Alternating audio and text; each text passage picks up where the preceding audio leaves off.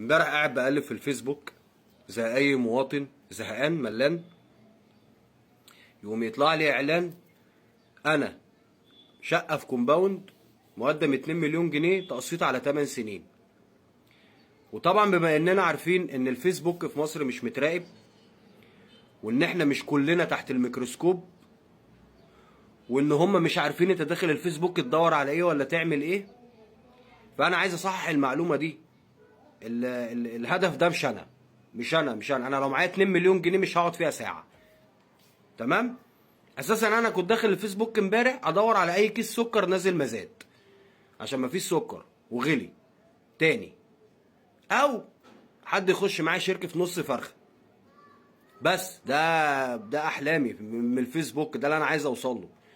انما كومباوندات وشقق والكلام ده لا يا مارك، انت ما اصبتش الهدف. غلط. اللي يعني يا ريت اللي بيراقبني ياخد باله ان هو لا غلط. مش انا.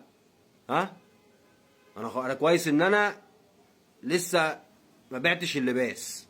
كومباوندات ايه وشقق ايه وبتاع ايه. استر علينا يا رب.